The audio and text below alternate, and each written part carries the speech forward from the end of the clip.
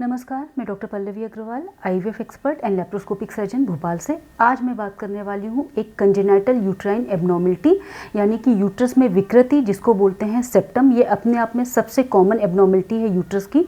2 से 3% फीमेल्स को अफेक्ट करती है। सेप्टम जब भी होता है तो आपको कई बार पता नहीं चलता, क्योंकि हो सकता है कि पीरियड के दौरान थोड़ा सा ज़्यादा माहवारी करें।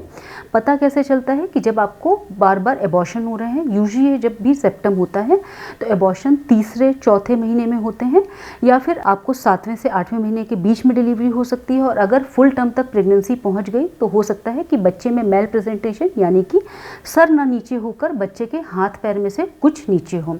क्यों होता है एबॉर्शन? क्योंकि सेप्टम यूट्राइन कैविटी को 2 पार्ट्स में डिवाइड कर देता है, और ये जो झिल्ली जिसको हम सेप्टम बोल रहे हैं, इसमें कोई भी वैस्कुलरिटी यानी ब्लड सप्लाई नहीं होती। और क्योंकि ये इसमें ब्लड सप्लाई नहीं है तो जब भी बच्चा इसके अंदर ठहरता है तो बच्चे की भी ब्लड सप्लाई अफेक्ट होती है। इस वजह से बच्चे में एबॉर्शन होने की संभावना बढ़ जाती है।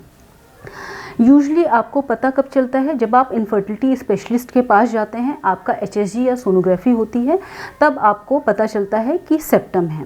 पहले के समय में इसकी कन्फर्मेटरी डायग्नोसिस के लिए बहुत सारे तरीके बताए जाते थे, जैसे कि एमआरआई करा लें, लैप्रोस्कोपी करा लें, सीटी स्कैन करा लें। लेकिन आज के समय में सेप्टम की डायग्नोसिस का सिर्फ एक ही तरीका है।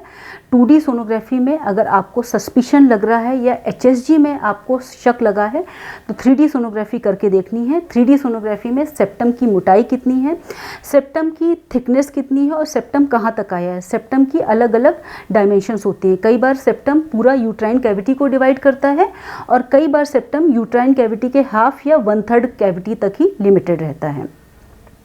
अगर आपको सेप्टम है तो फिर इसका ट्रीटमेंट है हिस्ट्रोस्कोपिक सेप्टल रिसेक्शन।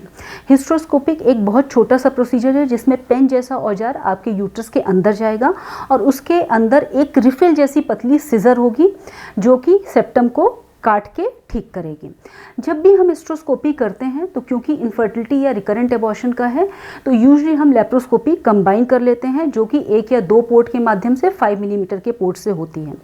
90% केसेस में सेप्टल रिसेक्शन यानी कि जो झिल्ली है उसको काटने की प्रक्रिया पूरी एक ही बार में हो जाती है।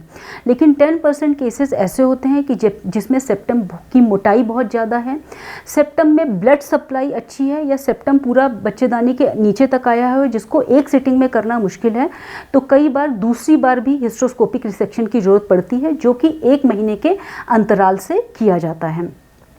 सेप्टल रिसेक्शन होने के 1 महीने बाद आप नॉर्मल प्रेगनेंसी के लिए ट्राई कर सकते हैं। कुछ केसेस में आपके इनफर्टिलिटी स्पेशलिस्ट या लैप्रोस्कोपिक सर्जन आपको एडवाइस करते हैं कि जब भी आपकी प्रेगनेंसी ठहरे तो आप चौथे या 5वें महीने पे टाँके लगवा लें। ऐसा उन केसेस में होता है जिसमें सेप्टल रिसेक्शन रिसेक्टोस्कोप से किया गया है, जिसकी वजह से बच्चेदानी की मुंह का डायलिटेशन ज़्यादा हुआ है। अब लास्ट क्वेश्चन ये आता है कि अगर कभी इंसिडेंटल डिटेक्टेड सेप्टल रिसेक्शन है, कि आप किसी और प्रॉब्लम की वजह से गए और आपको पता चला कि सेप्टम है, तब हमें क्या करना है? अगर आपको सेप्टम है और आप अभी इनफर्टाइल हैं यानी आपको अभी तक बच्चे नहीं हैं, तो बेहतर है कि आप सेप्टल रिसेक्शन कराएं, क्योंकि सेप्टम के साथ एबॉर्शन के चांसेस प्रेगनेंसी में बहुत ज़्यादा होते हैं। Thank you. ये मेरी सारी जानकारी सेप्टम से रिलेटेड। आपको इससे संबंधित कुछ भी पूछना हो तो मेरे को कमेंट बॉक्स पर शेयर करें।